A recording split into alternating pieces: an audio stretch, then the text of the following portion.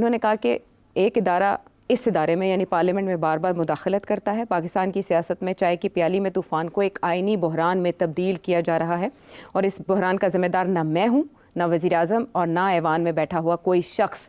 یہ بحران by the judiciary ہے اینڈ فار دا جوڈیشری ہے، عدلیہ کی طرف سے اور عدلیہ کے لیے ہے. سر صاحب، یہ کیا ہم مخصوص نشستوں کا جو فیصلہ ہے عدلیہ کا، اس کے تناظر میں یہ دباؤ سمجھے پارلیمنٹ کی طرف سے کہ ایک کا شو کیا جا رہا ہے؟ نہیں، دباؤ تو اب ہوگا نا پارلیمنٹ کی طرف سے، وہ تو ڈیفینیٹ ہے اور سب بولیں گے. اور یہ تو آپ کو پتہ ہے، میں نے کچھ پروگرام پہلے یہ کہا تھا کہ پارلیمنٹ کے اندر اب جوڈیشری کے خلاف باتیں شروع ہو جائیں گی اور وہ ہوگا. اس پارلیمنٹ کے اندر جو کھڑے ہو کے آپ کہیں گے جوڈیشری اس کو کنٹمپٹ میں نہیں لا سکتی، تو پارلیمنٹ تو اب چیلنج کرے گی جوڈیشری کو. پارلیمنٹ کہے گی کہ ہم قانون بنائیں گے، آپ اس قانون کو انٹرپریٹ کر سکتے ہیں مگر آپ بنا نہیں سکتے. اور اس وقت جو الزام سپریم کورٹ پہ لگ رہا ہے اس بینچز کے اوپر کہ آپ نے اب قانون بنانے شروع کر دیے ہیں، قانون کچھ کہتا ہے اور آپ اس کو ٹوسٹ کر کے کہیں اور لے جاتے ہیں، اور اس لیے پھر ہمیں پھر سے قانون سازی کرنی پڑتی ہے. تو یہ اب کلیش آ رہا ہے بٹوین پارلیمنٹ اینڈ جوڈیشری. اور باہر بہت کم لوگ بات کریں گے، پارلیمنٹ کے اندر ٹھیک ٹھاک لڑائی جھگڑے کریں گے جوڈیشری کے ساتھ. اب بات یہ ہے کہ یہ ایک تاثر تو ہے نا، یہ تو سبھی مانتے ہیں کہ اس وقت جوڈیشری جو ہے اس کی ہے towards Imran Khan and P T I, اور اس کی وجہ یہی بتائی جاتی ہے کیونکہ وہ پاپولر پارٹی ہے تو پاپولر پارٹی کے ساتھ کھڑا ہونا چاہتے ہیں. یہ کوئی حیران کن بات نہیں ہے. تاریخ میں جوڈیشری اسی طرف جاتی ہے جہاں عوام ہو لانگ ٹرم. اگر وہ پاپولر قسم کی کوئی چیز ہو تو جوڈیشری پھر ان کے خلاف نہیں جاتی. تو یہاں بھی اسی قسم کی صورت ہے. اگر عمران خان اتنا پاپولر نہ ہوتا تو یہ جوڈیشری اس کے ساتھ نہ کھڑی ہوتی. یہ جوڈیشری آج تک پہلے اس کے ساتھ اس لیے نہیں کھڑی تھی کیونکہ اس کی پاپولیرٹی ڈیمونسٹریٹ نہیں ہوئی تھی، دکھائی نہیں گئی تھی. اور آج کے جو زمانے میں جو باتیں ہو رہی ہیں، کیونکہ یہ پچھلی الیکشن کے اوپر بہت داغ ہیں اور اس کی لیجیٹمیسی ڈاؤٹ کی جا رہی ہے، تو اس لیے جوڈیشری اب دوسری طرف کھڑا ہونا چاہتی ہے. اب یہ لڑائی جھگڑے تو ہوں گے کیونکہ اب جوڈیشری میں بھی پالیٹکس آ گئی ہے اور یہاں بھی پالیٹکس چل رہی ہے.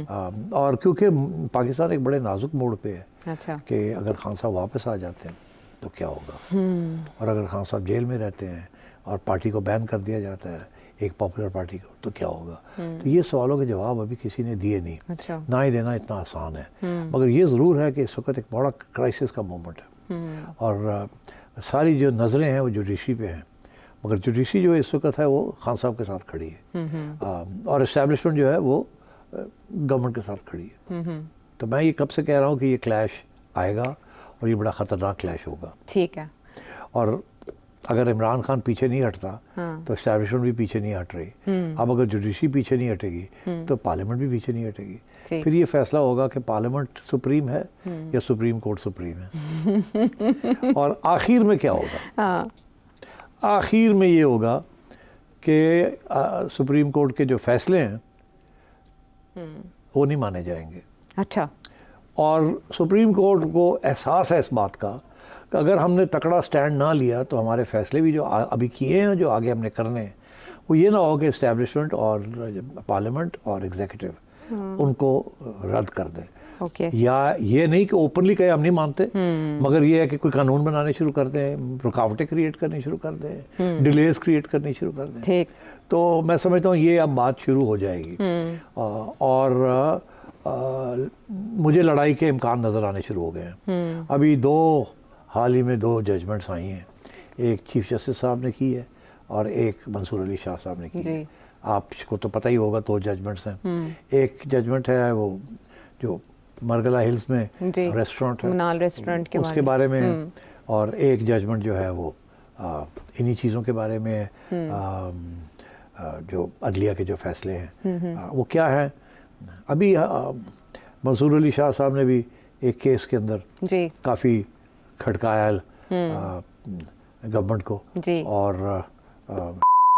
کہ آپ نظر انداز نہیں کر سکتے عدلیہ کے فیصلوں کو، آپ باز آ جائیں، آپ میرا فیصلہ جو ہے ان کو ڈیلے کر رہے ہیں. ادھر چیف جسٹس صاحب نے کہا کہ ہم نے کہا تھا کہ ساری وہ انوائرمنٹل ایجنسی کی وجہ سے وہ سارے ریسٹورینٹس بند ہو جائیں. ہائی کورٹ نے کہا تھا، پھر سپریم کورٹ نے نہ کر دی. اب پھر انہوں نے کہہ دیا کہ وہ ختم کر دیے. جی وہاں اب لڑائی جھگڑے شروع ہو گئے ہیں کہ فوج کی زمین ہے یا سی ڈی کی زمین ہے.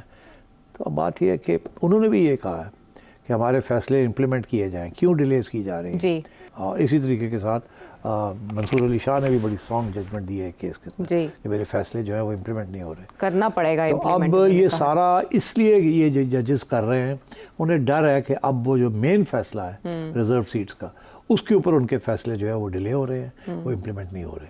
ایک طرف الیکشن کمیشن جو ہے وہ گڑبڑ کر رہی ہے, جی. وہ نہیں مان رہی, کبھی ادھر جاتی ہے کبھی ادھر جاتی ہے, کبھی ایک پٹیشن کر دیتی ہے کبھی یہ کر دیتی ہے. ادھر پارلیمنٹ نئے قانون بنانے شروع کر دیے جس کا ریٹروسپیکٹو افیکٹ, آج تک یہ جو ریٹروسپیکٹو افیکٹ والی لیجسلیشن ہوتی ہے وہ ہمیشہ چیلنج ہو جاتی ہے.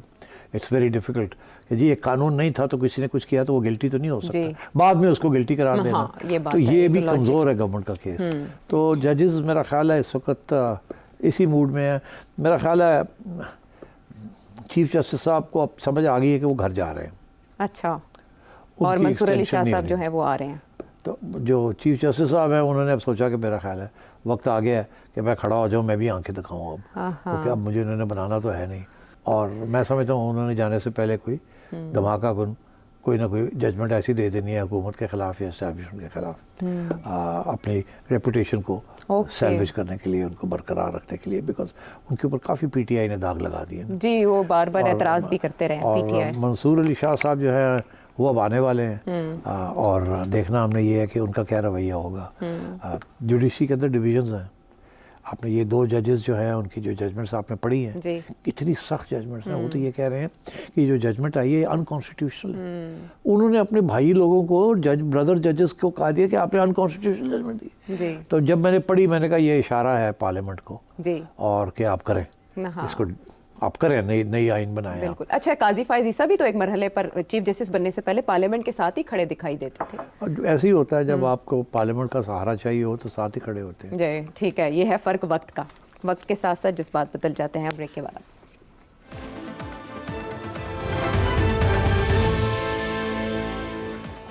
شو میں ساتھ دینے کا شکریہ سر صاحب. مدر ڈیموکریسی برطانیہ, جب بھی بات ہوتی ہے قانون اور انصاف کی بات ہوتی ہے, وہاں کے نظام کی بات ہوتی ہے کہ تنوع ہے وہاں اور ہر قومیت کے لیے وہاں مساوی مواقع ہیں. لیکن ساؤتھ پورٹ میں ہونے والے ایک واقعے کے بعد جس میں پھر غلط فہمی کی بنیاد پر خبریں پھیلائی گئیں اور فار رائٹ نے اب تک وہاں جو کچھ کر دیا ہے برطانیہ کا تماشا بن گیا ہے. کیا لگتا ہے آپ کو اس کی بنیاد میں کیا ہے؟ دیکھیے میں سرپرائز نہیں ہوں کہ یہ رائٹس ہوئے ہیں. اچھا, سرپرائز ہوں کہ اتنے بڑے پیمانے پہ ہوئے ہیں, یہ نہیں کہ ہوئے کیوں ہیں. بیکاز کنزرویٹو پارٹی کی گورنمنٹ جو تھی وہاں ان کے اپنے منسٹرز ایسی ریسسٹ قسم کی باتیں کر رہے تھے جیسے کہ چیپ پاپولیرٹی گین کرنا چاہ رہے تھے. اور وہ چیپ پاپولیرٹی سے مراد یہ ہے کہ ان کو پتہ تھا کہ ہماری سوسائٹی کے اندر ایک ریسسٹ ایلیمنٹ ہے, اور وہ فار رائٹ کی ریوائول ہو رہی ہے, سارے یورپ میں بھی ہو رہی ہے, امریکہ میں بھی ہو رہی ہے, برطانیہ میں بھی ہو رہی ہے. تو اس لیے انہوں نے اس اسلاموفوبیا کے اوپر اور اینٹی پاکستانی اور پاکی بیشنگ جسے کہتے ہیں یہ کیا. میں تھوڑی سی آپ کو جلدی سے تاریخ بتا دوں. اچھا, یہ پاکی بیشنگ جو ہے نا یہ 1960s کا فینومینن ہے. اچھا, میں اس وقت انگلینڈ میں تھا, پڑھ رہا تھا,